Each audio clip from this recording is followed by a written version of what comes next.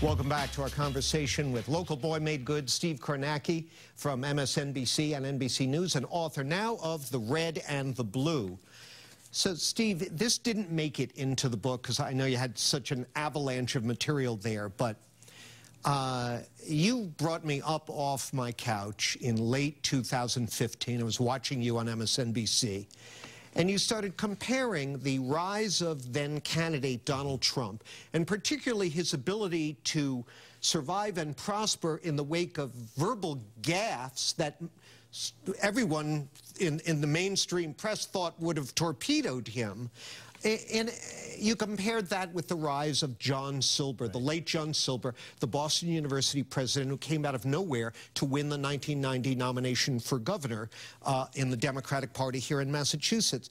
In the end, though, Silber's downfall was his sort of abrasiveness and his attacks on a popular media figure, Natalie Jacobson.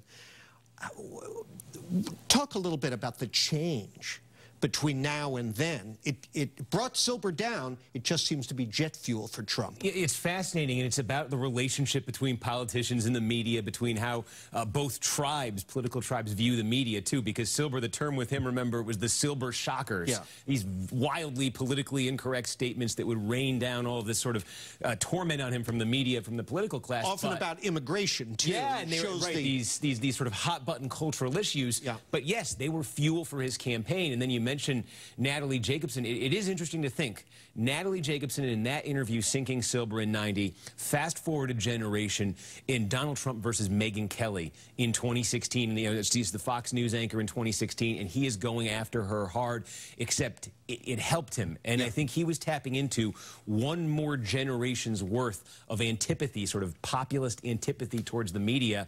And by 2015, 2016, to be the candidate who was seen as sort of, you know, railing against the media didn't hurt you at all. So what are we looking at next month? I mean, I know everybody wants us to predict what's going to be happening, and it's impossible to predict because of the nature of regional elections, state elections. But what's your best guess about what we're going to wake up to? At this time 2 years ago, I was saying Trump was on course for 306 electoral votes. No, I wasn't saying that at all. No one was. But here's what I think. I think we are at least going to see a series of small blue waves in metropolitan areas around the country. I think that's clear, and there are Republicans in some of these districts. You know, Northern Virginia, a Republican running in a district Hillary Clinton won in 2016. I think you're going to see small blue waves there. The question is it going to be bigger and national? And I think there's more doubt on that front.